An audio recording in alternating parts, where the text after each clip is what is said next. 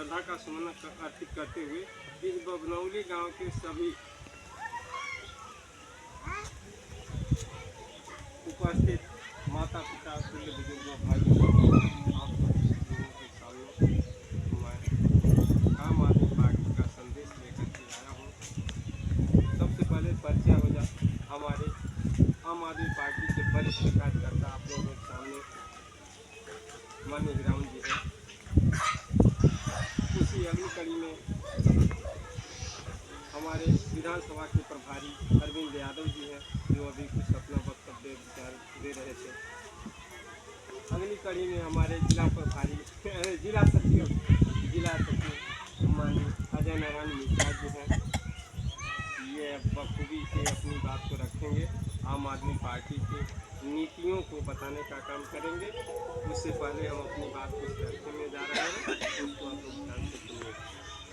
सबसे पहले कोई से अहंकारी सरकार को यानी बीजेपी सरकार को 2027 में आप लोग आगे से कमर कस लीजिए, इसको हम उखाड़ करके फेंकेंगे। क्योंकि यह अगर हमारे युवा वर्ग अगर रोजगार मांगने का कोशिश करते हैं तो उनको डंडा खाना पड़ता है। अगर रोजगार की तैयारी करते हैं, इंटरव्यू दे करके आते हैं, उसके बाद परीक्षा लीक कर दी जाती है। सबसे ज़्यादा तो महिलाओं का उत्पीड़न हो रहा है इस शासन में। जैसे आप देख लीजिए, जब से इनकी सरकार बनी है तब से महिलाएं अगर कुछ चोरी छिपे से कुछ पैसा रखी हैं तो नोटबंदी कर दिया जाता है, तो वह उजागर पैसा हो जाता है, तो आधा तिहा हर वार हो जाता है। फिर उसके बाद ले लीजिए कोरोना काल ला दिए। कोरोना काल में क्या हुआ, पति पत्नी का दूरी बना दिए। फिर उसके बाद आया तो आज आप देख लीजिए गैस सिलेंडर का महामारी। स्मृति ईरानी जी थी तो 450 गैस सिलेंडर था, कान्हे पर ढोती थी, और उस समय कांग्रेस की सरकार थी, तब इनको बहुत महंगाई दिख रही थी।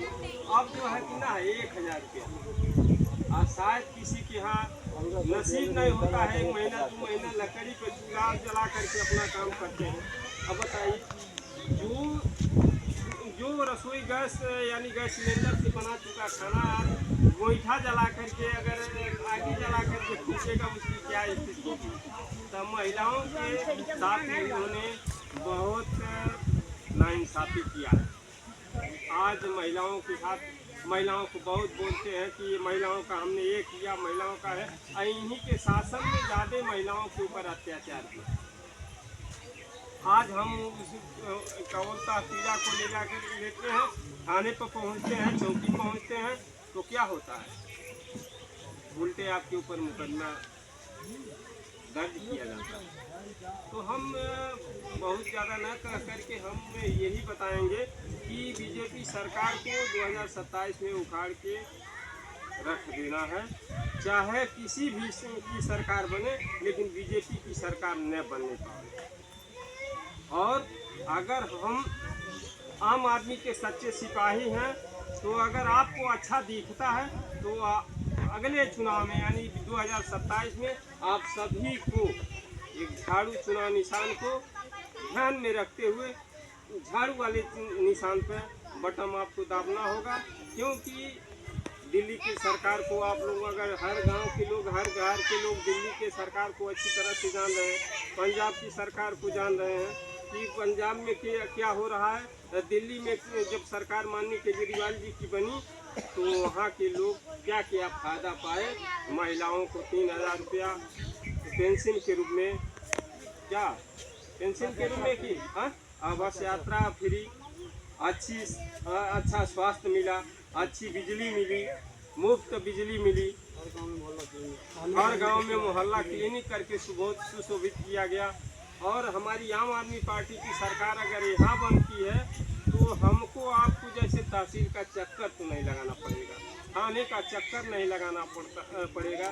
अगर आपको आधार कार्ड बनवाना है या राशन कार्ड बनवाना है या मृत्यु प्रमाण पत्र बनवाना है या एक परिवार रजिस्टर की नकल बनवाना है, तो आप ब्लॉक का चक्कर मारते रहते हैं। लेकिन आजकल करके 3 महीना 4 महीना 6 महीना टाल दिया जाता है। लेकिन हमारी सरकार जब बनेगी तो एडीओ बीडीओ और जो है सेक्रेटरी आपके यहाँ आ करके यहाँ रिपोर्ट लगा करके आपका काम ओके करके 1 हफ्ता में पहुँचाने का काम करेंगे, या बुला करके वहाँ ब्लॉक को देने का काम करेंगे, या आ करके दे देंगे। तहसील में अगर आपका कोई खसरा खतौनी में काम फंसा है या परिवार जो है बंटवारे का दाखिल किया है, तो आप लोगों को ज़्यादा से ज़्यादा चक्कर नहीं काटना पड़ेगा और ज़्यादा परेशानी नहीं उठाना पड़ेगा।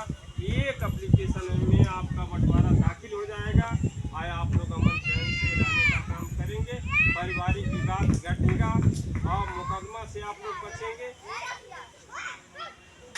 हमारी सरकार ज़्यादा से ज़्यादा जो है आप लोगों को सहूलियत देने का काम करेगी, इसलिए आप लोगों से गुजारिश करते हैं कि आने वाले भविष्य में हमारा जो है झाड़ू वाले चुनाव निशान पे आप लोग वोट देने का काम करिएगा और बीजेपी सरकार को पार्टी देने का काम करिएगा। और ज़्यादा न कहते हुए हम अपनी बात को समाप्त करते हैं और आगे हमारे विस्तार से जिला सचिव महोदय